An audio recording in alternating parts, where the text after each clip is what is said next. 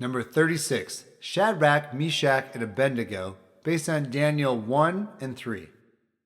In the ancient kingdom of Babylon, there lived 3 young Jewish men named Shadrach, Meshach, and Abednego. They had been taken from their homeland and brought to serve in the royal court of King Nebuchadnezzar. These friends were special because they loved God with all their hearts and always tried to follow his commands, even in a foreign land. I love you, God. One day, King Nebuchadnezzar decided to build a massive golden statue over 90 feet tall. Burj Khalifa. The statue was so big and impressive that it could be seen from far away. Super!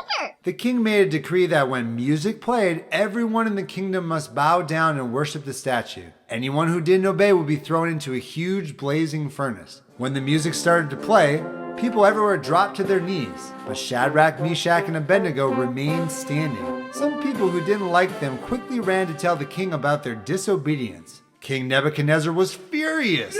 He called the 3 friends and gave them another chance. "I'll give you one more opportunity," he warned. "When the music plays, bow down to the statue. If you don't, you'll be thrown into the fiery furnace. And what God will save you then?" The cookies are done. The 3 friends stood brave and calm. "King Nebuchadnezzar," they replied, "we don't need to defend ourselves. The God we serve is able to save us from the fiery furnace. But even if he doesn't, we want you to know that we will never bow down to your statue or worship any other god."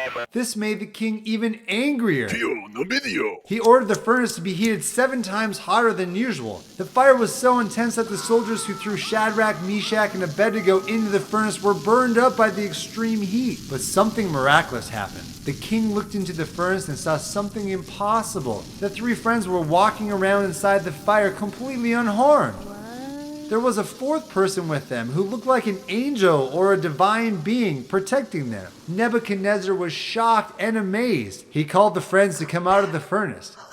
When they emerged, they weren't burned at all. Their clothes weren't even singed, and they didn't smell like smoke. The king was so impressed by their faith and by the power of their God that he made a new decree. He told everyone in his kingdom that no one should speak against the God of Shadrach, Meshach, and Abednego, because no other God could save people in such a miraculous way.